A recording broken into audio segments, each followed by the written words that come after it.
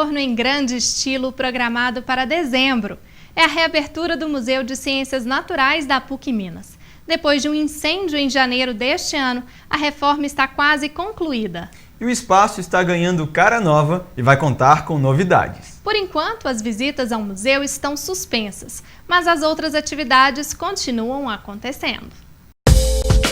Cada detalhe está sendo pensado para trazer de volta e ainda mais atrativo o Museu de Ciências Naturais da PUC Minas. Depois de um incêndio no início deste ano, o museu passou por reformas e promete encantar.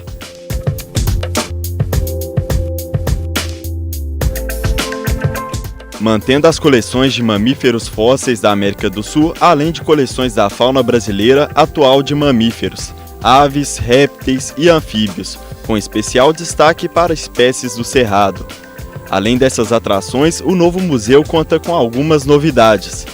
Uma delas é a réplica do gorila Idi Amin, que viveu no zoológico de Belo Horizonte durante 34 anos. Bom, o gorila Idi Amin, por ser um ícone de Belo Horizonte, nós resolvemos fazer uma taxidermia mais moderna nele. É uma taxidermia bem mais elaborada. É diferente daquela técnica tradicional, de preencher o animal somente com palha. Então, o couro do Idi Amin, ele passou por um processo de curtimento. Esse processo de curtimento é um processo adaptado, feito mesmo em curtumes, só que é um procedimento que ele foi adaptado para taxidermia. Então, não pode cair o pelo do animal, no caso, e não descolorir a coloração da pele dele. Então, esse couro ele foi curtido na Embrapa, no interior de São Paulo, e quando nós recebemos esse couro, nós passamos para fazer o manequim. Então, o manequim ele possui todas as medidas, a proporção exata do ID, tamanho, volume e proporção, e depois nós vamos vestindo essa pele como se fosse uma roupa mesmo no manequim. Então, o animal ele fica bem mais real. Do museu, o Idi Amin ele vai ser o primeiro animal a receber esse tipo de taxidermia. Até então, a nossa taxidermia que nós trabalhávamos era a taxidermia mais tradicional. Trabalhávamos com o corpo preenchido com palha e a pele fixada com produtos à base de alumínio. Olha, a gente está trabalhando para estar com o museu como ele era antes, com todas as peças que foram danificadas de maneira apresentável ao público. Existem algumas peças que a gente vai ter que trabalhar durante o processo museu com o museu aberto, que são peças que foram muito sujas, principalmente pela fuligem, e vão necessitar ser desmontadas. Então vai levar um tempo maior, mas a gente vai fazer isso já com o museu aberto. São mais de 40 funcionários envolvidos no processo de reparo do museu, que vai ganhar também um sistema de prevenção contra incêndio. A pintura e a parte elétrica são os ajustes finais de toda a reforma, para que até o dia 13 de dezembro tudo fique pronto.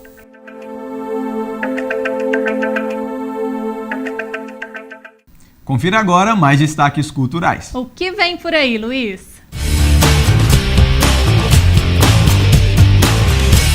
Olá pessoal, hoje eu começo destacando um tipo de leitura que chama a atenção de todas as idades, as histórias em quadrinhos. Elas fazem sucesso nos 4 cantos do mundo. E em novembro, o BH celebra a importância desse gênero da literatura, através do Festival Internacional de Quadrinhos, o FIC. Aqui no Brasil, um dos ícones do segmento é a Turma da Mônica, que completa em 2013 50 anos.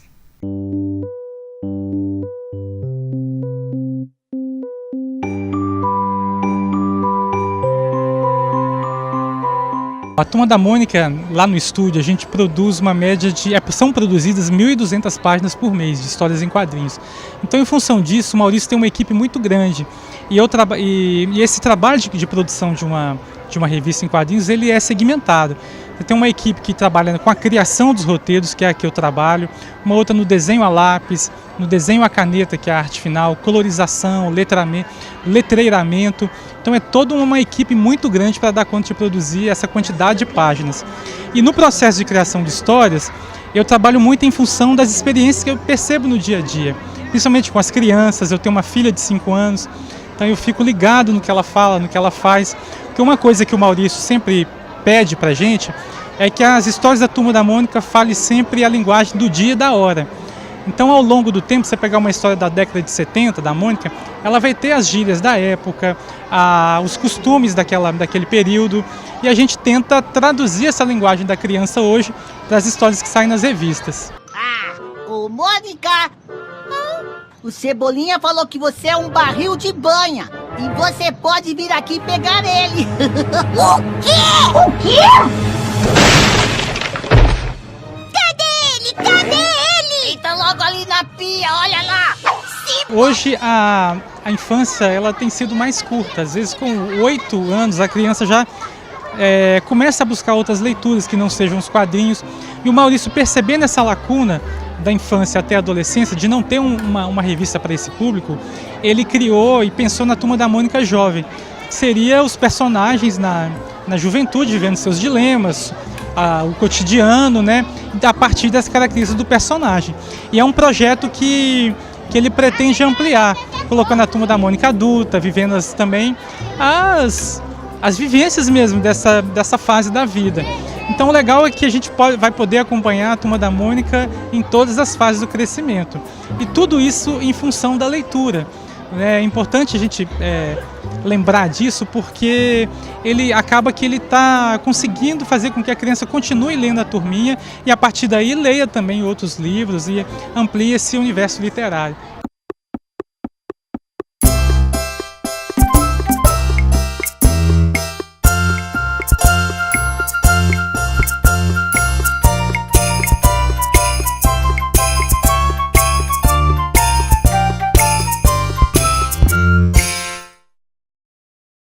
E baseado em compreender o mundo, o homem e Deus através da arte, que o estilo barroco cresceu, tendo como berço a Itália durante o século XVI. Posterior ao período renascentista, esse tipo de representação artística apresentava obras com característica como a dramaticidade, exuberância, realismo e uma tendência ao decorativo. O barroco é uma das manifestações artísticas mais conhecidas no Brasil, e grande parte das obras deste estilo estão em solo mineiro, que tem um dos artistas mais representativos do período, Antônio Francisco Lisboa, o Aleijadinho. Entre as principais criações de Aleijadinho, obras em talha, escultura e projetos arquitetônicos, trabalhos que atraem visitantes de várias partes do Brasil e do mundo.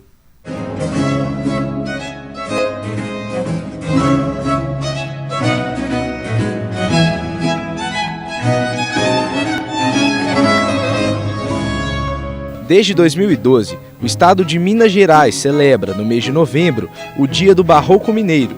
E para este ano, grandes eventos estão programados. No dia 18, às 8 da noite, uma solenidade no plenário Celino Kubitschek, da Assembleia Legislativa, marca a abertura da exposição Barroco Mineiro Fragmentos e o início dos trabalhos em comemoração ao bicentenário de Aleijadinho, que acontece em 2014.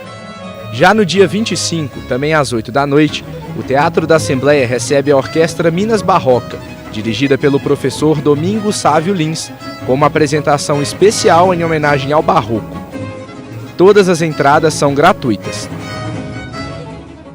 E aproveitando que estamos falando de barroco e Aleijadinho, aí vai uma boa notícia. O Museu do Oratório, em Ouro Preto, oferece entrada gratuita para estudantes e professores. Conhecida pela coleção única, o espaço cultural tem um dos principais acervos de objetos e materiais ligados à arte sacra no país. O museu está aberto diariamente de 9h30 da manhã às 5h30 da tarde. Outras informações você encontra pelo site oratorio.com.br. E na semana que vem eu estou de volta com mais destaques culturais para você. Simone, Jonas.